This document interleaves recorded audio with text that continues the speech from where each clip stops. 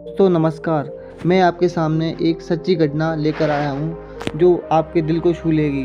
बहुत ही सच्ची घटना है एक छोटे से बालक की। चलिए प्रस्तुत करता हूँ। मैं एक दुकान में खरीदारी कर रहा था, तभी मैंने उस दुकान के कैशियर को 5-6 साल के लड़के से बात करते हुए देखा।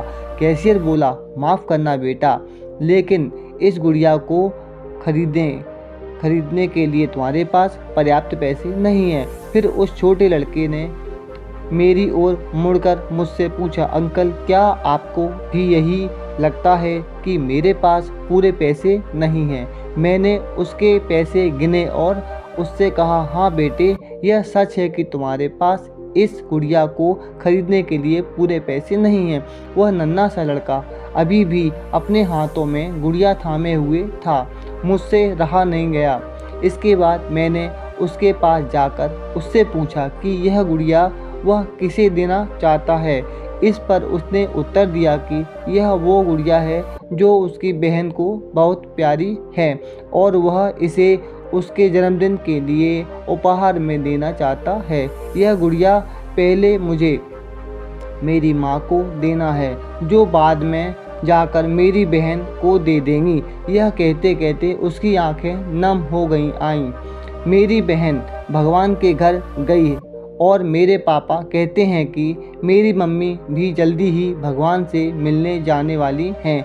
मैंने सोचा कि क्यों ना वो इस गुड़िया को अपने साथ ले जाकर मेरी बहन को दे दें। मेरा दिल धक सा रह गया। उसने ये सारी बातें एक सांस में ही कह डाली और फिर मेरी ओर देखकर बोला, मैंने पापा से कह दिया है कि मम्मी से कहना है कि वो अभी ना जाएं, वो मेरा दुकान से लौटने तक का इंतज़ार करें। फिर उसने मुझे एक बहुत सारा प्यारा सा फ़ोटो दिखाया जिसमें वह खिलखिला रहा हंस रहा था। इसके बाद उसने मुझसे कहा, मैं चाहता हूँ कि मेरी मम्मी मेरा यह फ़ोटो भी अपने साथ ले जाएं, ताकि मेरी बहन मुझे भूल नहीं पाए। मैं अपनी मम्मी से बहुत प्यार करता हूँ और मुझे नहीं लगता कि वो मुझे ऐसे छोड़ने के लिए राज़ी होंगी। पर पापा कहते हैं कि उनसे मेरी छोटी बहन के साथ रहने के लिए जाना ही पड़ेगा। इसके बाद फिर से उसने उस गुड़िया को गमगीन आँखों से खामोशी से देखा। मेरे हाथ जल्दी से अपने बटुए तक पहुँचे और मैंने उससे कहा, चलो एक बार और गिनती करके देखते हैं कि तुम्हारे पास गुड़िया के लिए पर्याप्त पैसे हैं या नहीं।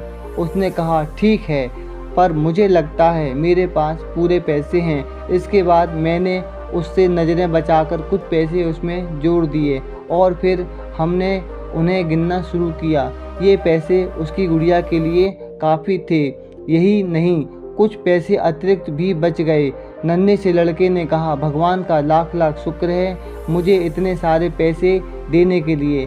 फिर उसने मेरी ओर देखकर कहा कि मैं कल रात सोने से पहले भगवान से प्रार्थना की थी कि मुझे इस गुड़िया को खरीदने के लिए पैसे दे देना, ताकि मम्मी इसे मेरी बहन को दे सकें, और भगवान ने मेरी बात सुन ली। इसके अलावा मुझे मम्मी के लिए एक सफ़ेद गुलाब खरीदने के लिए भी पैसे चाहिए थे, पर मैं भगवान से इतने ज़्यादा पैसे मांगने की हिम्मत नहीं कर पाया था। पर भगवान ने मुझे इतने पैसे दे दिए कि अब मैं गुड़िया के साथ साथ एक सफ़ेद गुलाब भी खरीद सकता हूँ। मेरी मम्मी को सफ़ेद गुलाब बहुत पसंद है। फिर वह वहाँ से निकल गए। मैं अपने दिमाग से उस छोटे से लड़के को निकाल नहीं पा रहा था। फिर मुझे 2 दिन पहले स्थानीय समाचार पत्र में छपी ये घटना याद आ गई, जिसमें एक शराबी ट्रक ड्राइवर ने के बारे में लिखा था। नशे की हालत में मोबाइल पर बात करते हुए एक कार चालक महिला को कार टक्कर मार दी थी, जिसमें उसकी 3 साल की बेटी की घटनास्थल पर मृत्यु हो गई थी और वह महिला कोमा में चली गई थी। अब एक महत्वपूर्ण निर्णय उस परिवार को ये लेना था कि उस महिला को जीवन रक्षक मशीन पर बनाए रखना अथवा नहीं, क्योंकि वह कोमा से बाहर आकर स्वस्थ हो सकने की अवस्था में नहीं थी। क्या वह परिवार इसी छोटे लड़के का ही था? मेरा मन रोम रोम कांप उठा। मैंने मेरी उस नन्हे लड़के के साथ हुई मुलाकात के 2 दिनों बाद मैंने अखबार में पढ़ा कि उस महिला को बचाया नहीं जा सका। मैं अपने को रोक नहीं सका और अखबार में दिए पते पर जा पहुंचा, जहां उस महिला को अंतिम दर्शन के लिए रखा गया था। वह महिला श्वेत धवल कपड़ों में थी, अपने हाथ में एक सफ़ेद गुलाब और उस छोटे से लड़के का फोटो लिए हुए, और उसके सीने पर लिखी हुई थी वही गुड़िया। मेरी आंखें नम हो गईं और मैं नम आंखें लेकर वहां से लौट आया। उस नन्हे से लड़के का अपनी माँ और उसकी बहन के प्रति जो प्यार था वह शब्दों में बयान करना मुश्किल है। और ऐसे में एक शराबी चालक ने अपनी घोर लापरवाही से क्षण भर में उस लड़के से सब कुछ छीन लिया था। दोस्तों, कहानी से शिक्षा: हमें दूसरों की समस्या से दिल से समझनी चाहिए और सहायता करनी चाहिए।